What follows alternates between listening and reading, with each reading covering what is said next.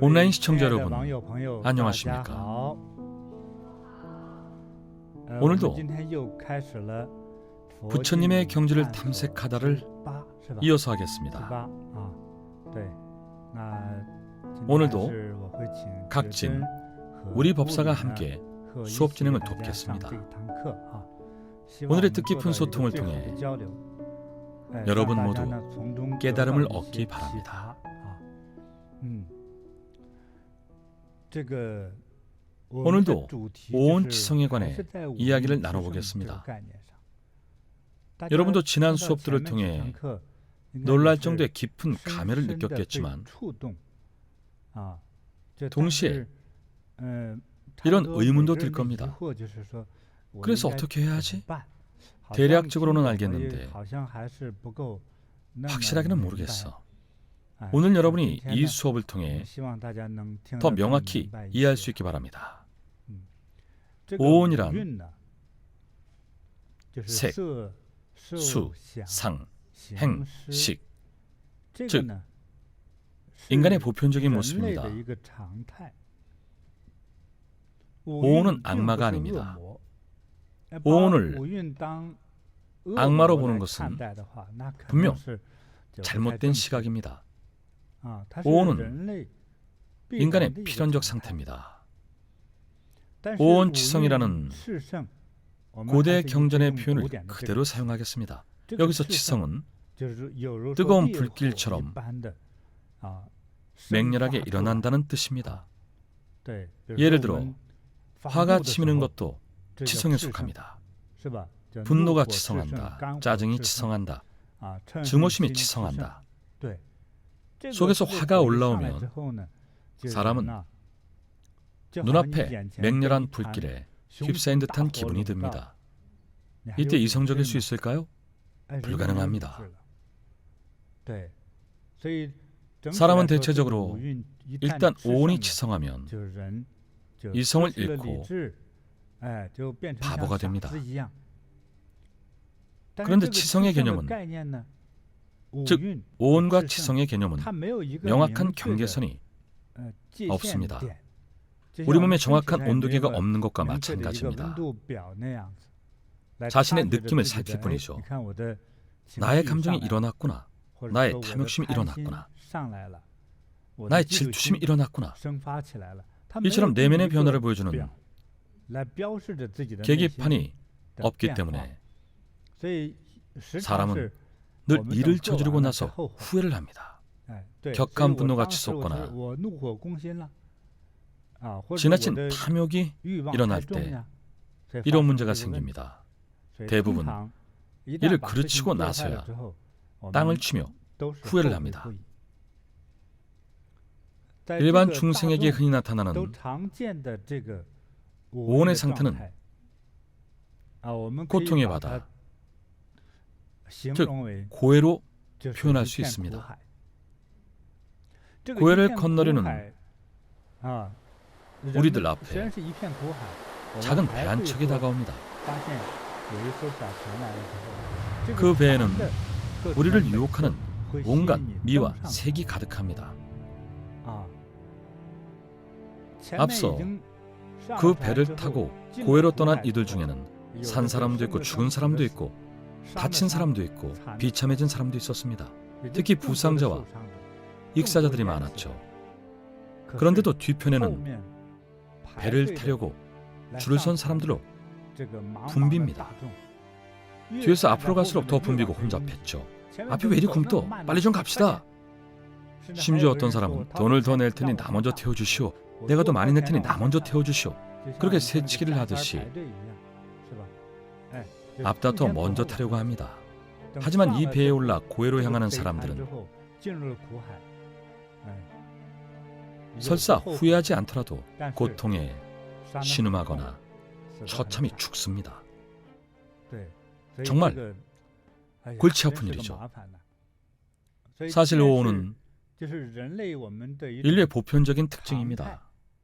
오온은 모든 사람에게 존재하는 보편적인 현상이기 때문에 우리가 바라는 것은 중생에게 이를 다스리는 해독체, 즉 해결책을 제시하는 겁니다. 그 중에서도 가장 먼저 온 지성의 결과와 이치를 이해하는 것이 중요합니다. 그러면 조금씩 자제할 수 있습니다. 지난번 수업에서 이야기했던 의붓아들을 죽인 계모의 일화를 기억하십니까?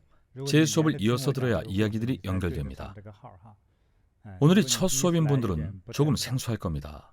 의붓아들을 살해한 계모의 마음속에 일어난 알 수 없는 욕망의 불길은 사실 누구나 스스로 통제할 수 있습니다.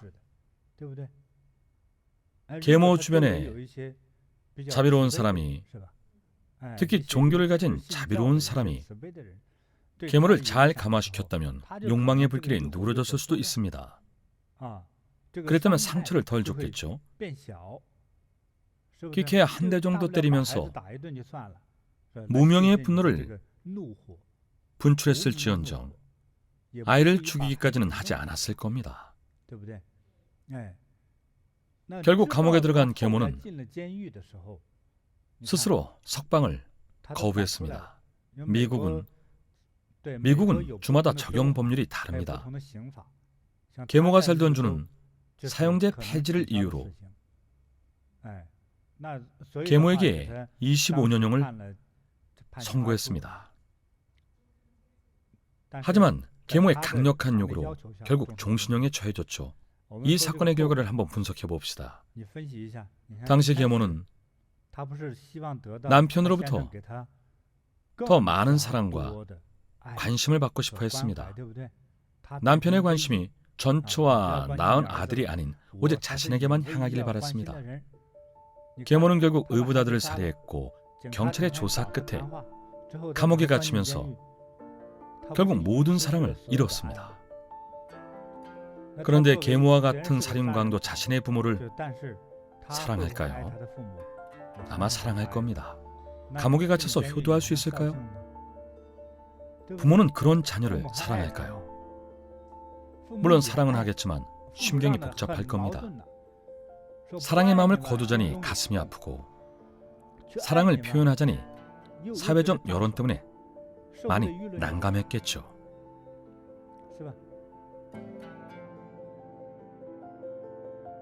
(1992년) 미국 켄터키주 한 계모가 자신의 의붓아들을 목 졸라 죽이는 사건이 발생했습니다. 살인의 동기는 남편과 전처 사이에서 태어난 의붓아들에 대한 질투였습니다. 살해 당시 임신 중이던 계모는 친구와 범죄를 계획하고 의붓아들을 무참히 살해합니다.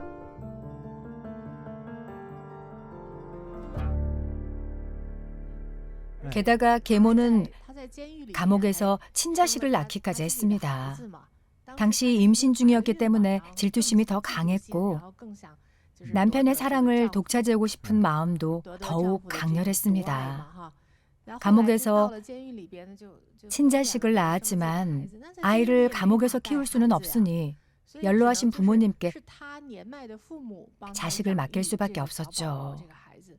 아이가 너무 불쌍합니다. 태어나자마자 부모도 없고 나중에 성장했을 때 자신의 어머니가 살인범이라는 사실을 알게 될 테니까요. 조부모님 손에 크는 동안 괄시도 많이 받았을 겁니다. 얼마나 불쌍한 삶입니까?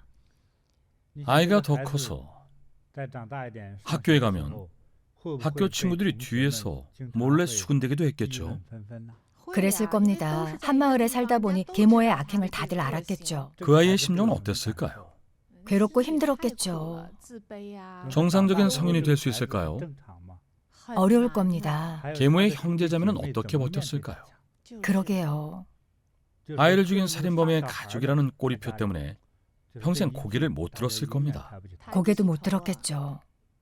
악행의 결과는 또 있습니다.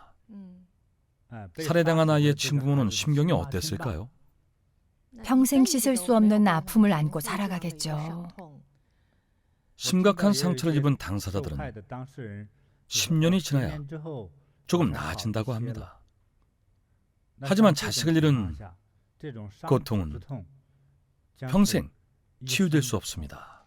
스승님, 의붓아들을 죽인 계모는 오랜 세월이 흘러 수감 생활을 평가받은 뒤 가석방 제안을 받았습니다. 하지만 계모는 스스로 가석방을 거부하고 계속 감옥에 갇혀 여생을 보내겠다고 했죠.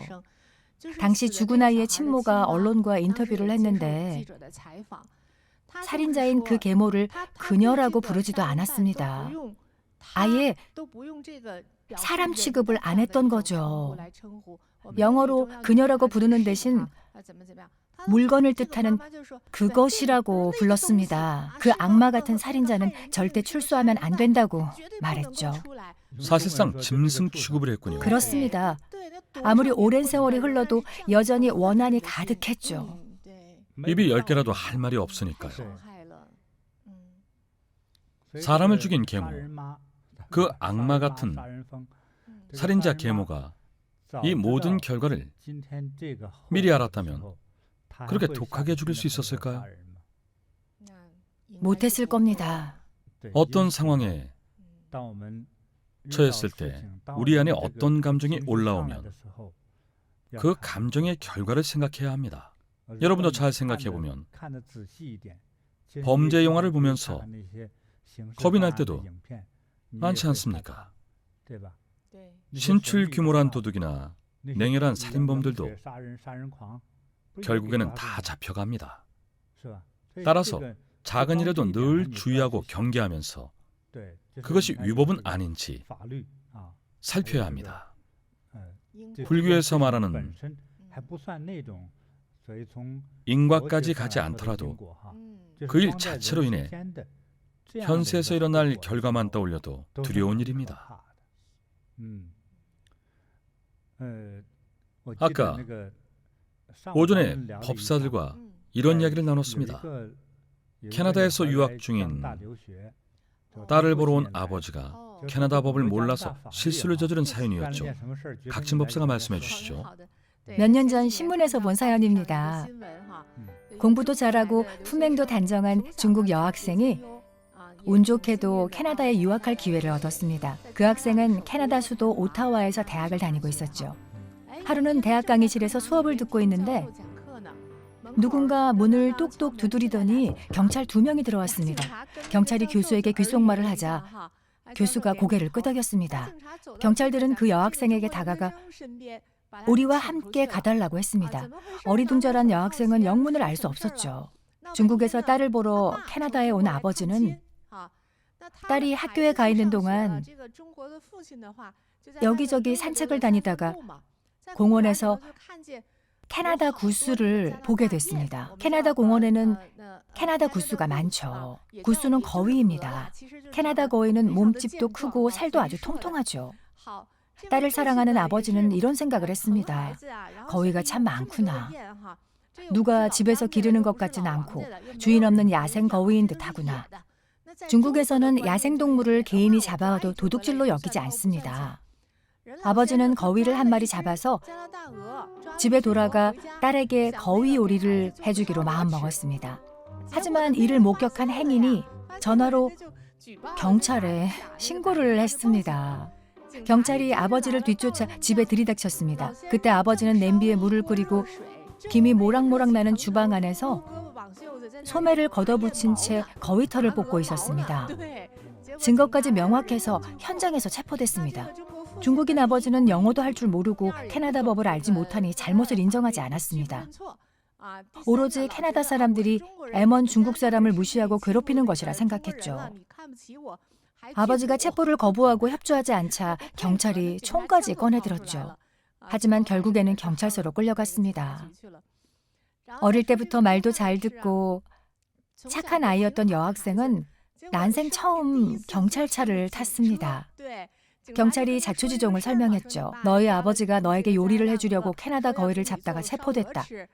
그럴 리가 없어요. 저는 거위 고기를 먹겠다고 한 적이 없어요. 여학생은 너무 억울했죠. 나중에 어떻게 됐을까요? 아버지가 캐나다 법을 몰랐어도 어쨌든 법을 위반했으니 캐나다 법에 따라 처벌받았죠. 결국 벌금 500만 원을 냈습니다. 거위값을 비싸게 치렀죠. 게다가 가족 방문차 캐나다에 왔기 때문에 신원 보증인이었던 딸의 유학생 체류 자격에도 좋지 않은 기록이 추가됐습니다. 결국 그 여학생의 아버지는 강제 귀국 명령을 받아 중국으로 돌아갔습니다. 그 일로 딸과 아버지는 유명인사가 됐습니다. 신문과 뉴스에도 보도됐죠. 딸은 주변 친구들로부터 놀림을 받았고 별명도 하나 생겼습니다. 성이 이 씨였는데 이번 일을 계기로 이거위라는 별명이 생겼어요. 영어로는 구수리가 됐습니다. 법 앞에는 모두가 평등합니다. 법을 알든 모르든 법을 어기면 벌을 받습니다. 우리 법사가 싱가포르에서 살았던 적이 있죠. 특히 싱가포르 법이 아주 엄격하더군요. 네, 몇 년 전 싱가포르에서 일할 때 함께 일하는 동료가 싱가포르는 법이 아주 엄격하니 항상 조심하라고 일러주더군요. 무심코 저지른 사소한 잘못에도 그 유명한 태형, 즉 곤장을 맞을 수도 있다고 했습니다. 한 번은 호기심에 도대체 어떤 죄를 저질러야 태형이 내려지는지 찾아봤습니다. 중범죄들은 말할 것도 없습니다. 강도, 강간, 살인, 마약 밀매 이런 범죄는 가장 심한 처벌인 태형을 받을 만하죠. 하지만 가장 의외였던 죄명이 뭐였는지 아세요? 바로 그래피티입니다. 그래피티요? 길거리 벽에 낙서를 하는 행위입니다. 북미 지역에서는 너무나 흔하죠. 북미 지역에서는 거의 하나의 예술 행위가 되어버렸죠. 그 동료는 태형에 처할 수 있으니 절대 벽에 그림을 그려서 예술성을 뽐내지 말라고 신신당부했습니다. 또 한 가지가 있습니다. 체류 기간을 90일 초과해도 태형을 받습니다. 여기 북미 지역에도 체류 자격을 상실한 이민자들이 많지 않습니까? 불법 체류 기간이 90일이 되거나 초과한 경우군요. 네, 기한이 넘으면 태형입니다. 피로 물든 교훈을 새겨서 잘못을 평생 잊지 못하게 만드는 형벌이죠. 그 외에도 조금 약한 처벌도 있습니다. 물론 심하긴 합니다. 싱가포르에서는 껌을 씹으면 벌금을 내야 하고 공공장소에서 담배를 피워도 벌금을 내야 합니다. 공공 화장실에서 깜빡하고 물을 안 내려도 수백만 원의 벌금을 내야 합니다. 그만큼 법이 굉장히 엄격하기 때문에 사소한 법까지 잘 다 지켜야 합니다. 제가 듣기로는 싱가포르는 일부 횡단보도가 지하 통로로 나 있다고 합니다. 그 지하도에서 자전거를 타다가 걸리면 벌금을 내야 하는데 벌금이 10만 원에서 20만 원 정도라고 합니다. 굉장히 엄격합니다. 하지만 처벌이 엄격한 만큼 사회 구성원들이 법과 원칙을 철저히 지키려 합니다. 그렇다면 싱가포르는 법이 엄격한 만큼 다른 나라에 비해 치안이 좋다고 생각하십니까? 그럼요. 훨씬 훌륭합니다. 훨씬 훌륭합니까? 네, 훨씬요. 태형이 무서워서라도 다들 법을 잘 지킵니다. 태형에 쓰이는 도구는 어르신들이 회초리로 쓰는 지팡이 같은 것이 아닙니다. 실제 태형을 당하면 피부가 찢어지고 살이 터집니다. 예전에 이런 사건이 있었습니다. 미국의 한 청소년이 싱가포르에서 범법을 저질렀습니다. 재판 결과 태형을 선고받았죠. 당시 미국의 클린턴 대통령이 직접 선처를 요청할 정도였습니다. 철없는 소년이 저지른 일이니 태형을 면하게 해달라고 호소했죠. 싱가포르 정부는 미국 대통령의 체면을 생각해서 태형을 면해주지는 않았지만 대신 감형을 해주었습니다. 원래는 태형 몇 대였죠? 12대였습니다. 12대를 4대로 줄였습니다. 하지만 4대만으로도 다시는 싱가포르에 올 엄두도 못 냈겠죠. 소녀는 평생 싱가포르를 못 잊을 거라고 말했습니다. 오온치성의 해독약. 결과를 내다보고 이치를 헤아려라. 여러분께 오온을 다스릴 수 있는 작은 비법을 알려드리겠습니다. 먼저 지금 현재 일어난 인과의 현상으로 보이는 관계를 잘 관찰하십시오. 그리고 법과 처벌의 관계도 잘 살펴보십시오. 또한 시간이 흘렀을 때를 생각하십시오. 의붓아들을 살해한 계모의 사례를 다시 보겠습니다. 계모는 경찰에 잡히기 전부터 엄청 후회했을 겁니다. 범죄를 도운 그 친구도 마찬가지죠. 얼마나 팔자가 꼬였으면 그런 나쁜 친구와 엮여 감옥에 25년이나 갇히는 신세가 되었을까요? 벽에 머리를 박을 정도로 후회가 막심했을 겁니다. 이런 문제가 생겼을 때 자신을 다스릴 줄 알아야 합니다. 자칫하면 그 계모처럼 되거나 살인에 가담한 그 친구처럼 될 수도 있습니다. 온 치성을 다스리지 못하면 사달이 나는 법이죠. 스승님, 이 문제를 다시 돌이켜 봤습니다. 아시다시피 미국 사회는 교육이나 법치 제도가 잘 발달해 있지 않습니까? 살인을 저지른 그 계모도 자신의 행위가 범법이라는 것을 결코 모르지 않았을 겁니다.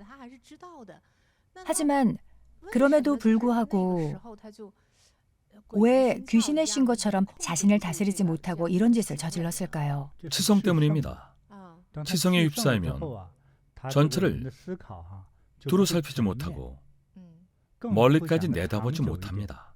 의붓아들이 실제로 죽고 나면 그 친부모가 얼마나 고통스러울지, 남편이 자신을 진정으로 사랑할지, 혹시 남편의 아이를 잃고 옥상에서 뛰어내리지는 않을지 전혀 생각하지 못하고 오로지 아이를 죽여야만 남편의 사랑을 얻는다는 생각뿐이었죠. 온 치성에 휩싸인 사람은 어리석게 변합니다. 마치 귀신에 홀린 것처럼 눈에 뵈는 것이 없어지죠. 이것이 치성입니다. 가끔 우라가 치밀면 눈이 붉어지는 것처럼 눈이 달려 있어도 제대로 보지 못합니다. 하나에만 꽂혀서 그것에만 집착하죠. 그렇다면 해독약은 그 지경까지 가지 않는 것이군요. 눈에 뵈는 것이 없고 마음의 불길이 치솟으면 이미 되돌릴 수 없습니다. 그 전에 미리 끊임없이 배우고 체득해서 상황을 더 멀리 보고 결과를 헤아리면 되겠군요. 마음속 불길이 치솟을 때 스스로 감정을 누그러뜨리고 가라앉힐 줄 알아야 합니다. 특히 남을 해치는 행위와 관련된 법률 사례를 미리 알아두거나 변호사에게 자문을 구하십시오. 그러지 않으면 온 중에서 어느 한 가지 온이 치성했을 때 남들은 다 멍청하고 나만 똑똑하다고 착각합니다. 남을 해치고 범죄를 저질러도 붙잡히거나 들킬 리 없다고 생각하죠. 그만큼 생각이 짧아집니다. 3번 숙고한 다음 행동하라. 무엇을 숙고해야 할까요? 현재를 숙고하고 미래를 숙고하고 가족을 숙고해야 합니다. 내가 어떤 일로 잡혀가면 어떻게 합니까? 피해자들은 어떻게 합니까? 더 많이 숙고하십시오. 치성을 잠재울 수 있는 또 하나의 좋은 방법을 알려드리겠습니다. 제 어릴 적 스승님이 알려주신 방법이죠. 바로 역지사지입니다.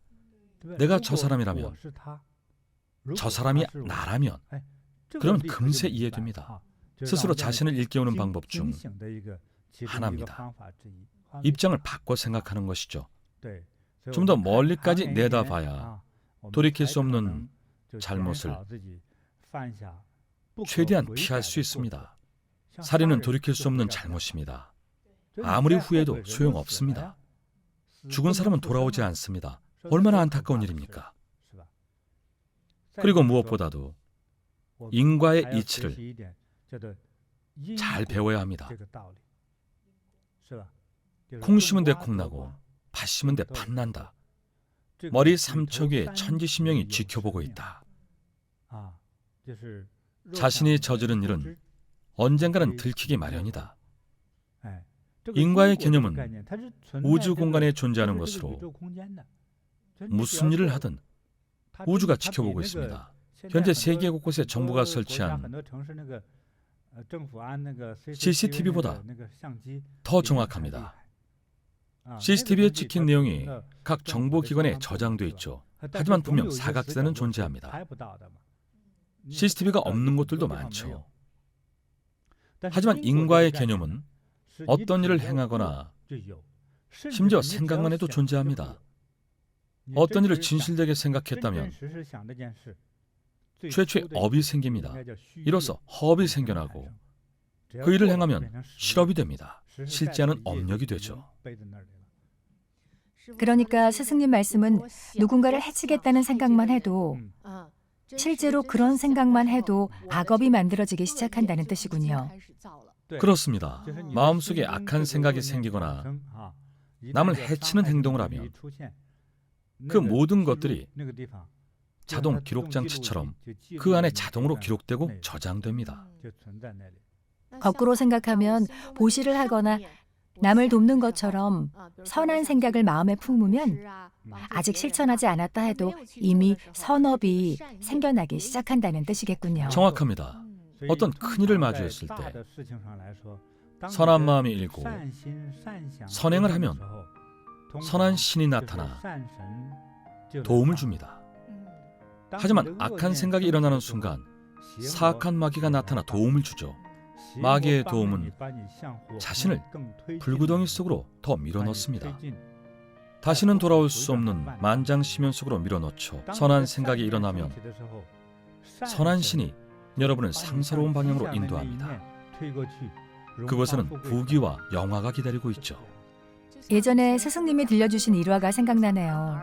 집 짓는 현장에서 일을 하며 500금을 모은 소년이 부처님과 제자들에게 밥 한 끼를 공양했던 일화였죠.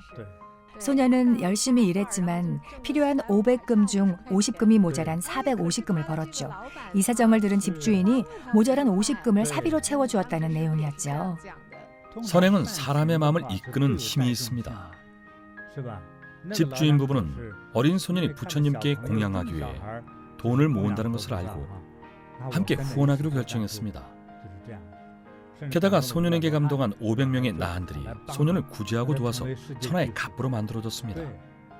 그런 내용이었죠. 잘 이해하고 계시는군요. 오온치성의 해동약. 결과를 내다보고 이치를 헤아려라. 3번 숙고하고 행동하라. 역지사지의 마음을 가져라.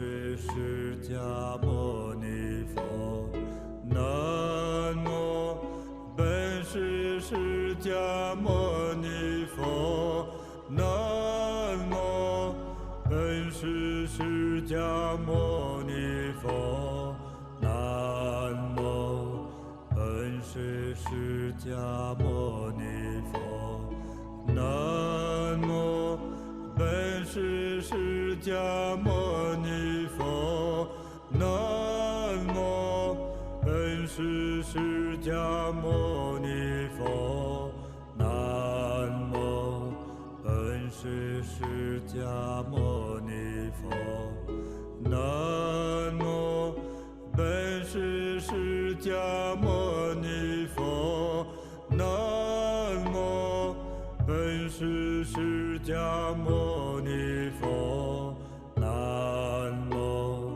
本师释迦牟尼佛，南无本师释迦牟尼佛，南无本师释迦牟尼佛，南无本师释迦牟尼佛，南无本师释迦牟尼佛，南无本师释迦牟